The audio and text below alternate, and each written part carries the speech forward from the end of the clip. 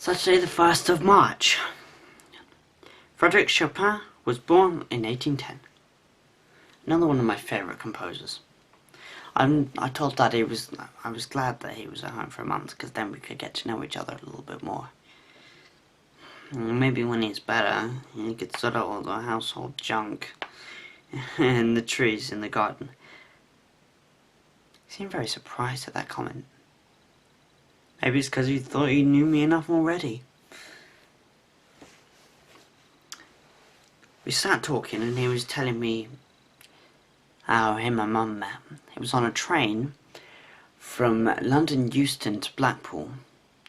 And now I know about the train journey like it was yesterday, but his details about Blackpool were somewhat vague.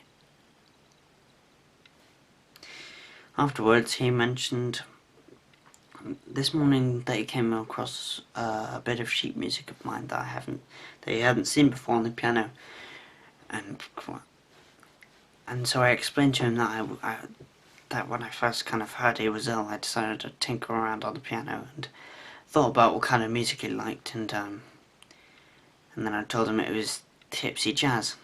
I played it to him, then for 2 minutes we hugged, and with a sad-looking face he left. Sunday the 2nd of March. The Anglo-French Concorde took off for the first time in 1969. Concorde, the one plane I really would have wanted to ride in. So I know that Dad travelled all around Great Britain on many excursions. He named all the numbers of all the different locomotives and the weather they was on. And I only managed to get a bit of piano practice for about an hour or so. Mum couldn't get any rest, but she did like my Thornton's Finest and my funny card. Monday the 3rd of March. The Star-Spangled Banner was adopted as the United States national anthem in 1951. I always used to think that it was called Stars and Stripes. Then I was told that basically everyone makes that mistake. Dad mentioned how many seminars he's attended with the speaker giving talks about trains when he was free and single. I finally finished my music homework at 11:09 p.m. Tuesday the 4th of March. Christopher Columbus sailed into Lisbon after discovering the New World in 1493. Keep getting my wires mixed up. He was not Spanish, he was Portuguese. Dad took me into the study where he showed me his set of old locomotives on, well, this just his old track, honestly. It was rather entertaining watching all these little trains just whizzing around. I must do my maths before I'm in deep trouble. Wednesday the 5th of March. The Spitfire plane was first took off in 1936, and a good job too. God knows what would have happened if they didn't. It makes me shudder to think of it. Dad showed me his train DVDs, which he's been watching for the entirety of the day. Tomorrow before I leave for school, I have to make myself some sandwiches, which I'm going to have to eat sneakily in the library while I finish off my geometry homework to give to Mr. McGann. Thursday the 6th of March. In the USA, Chevrolet introduced their new pickup truck in 1931 with a drop bag for easy loading and unloading. Surprised they hadn't invented it earlier than that. Been taken for granted nowadays. Mr. McGann was very, very pleased with me. That fat old bossy librarian wasn't.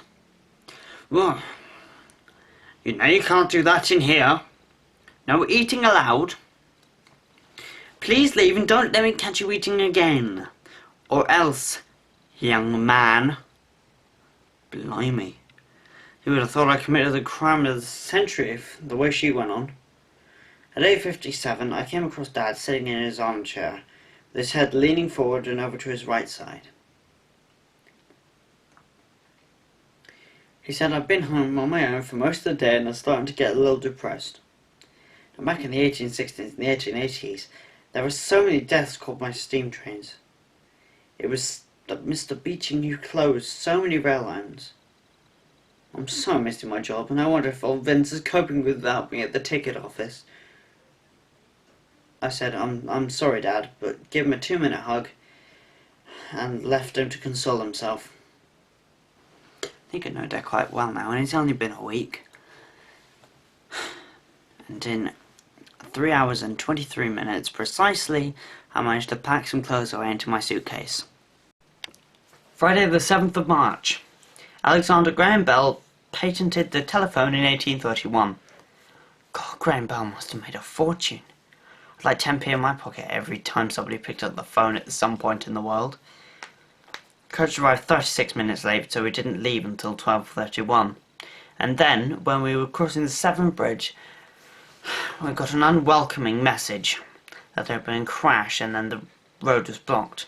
So we get at St David's about 15 minutes to go of our dress rehearsal. Finally, at 5 minutes after we arrived, giving us 10 minutes to go, I realised I received a voicemail from Mum asking me if I'd actually arrived.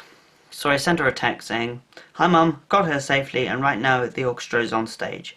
I should be playing my first beats in 10 minutes time. Love, Clara." By 10:06 p.m. the concert had finished and everybody was stood up and applauding and cheering. I should have met with Tony's parents backstage. Silly me, but no. I had to decide to bloody having to dodge and weave several hundreds of people along the sides. Then when they finally did notice me, they're going, "Oh, it's that pianist. I must have his autograph." How flattering. But then they just didn't let go of me. They said, "Oh, you'll be really famous someday, lad." Talk about clingy.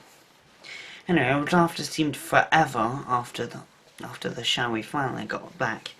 And this house is a lot bigger than Jason's, and there are no animals.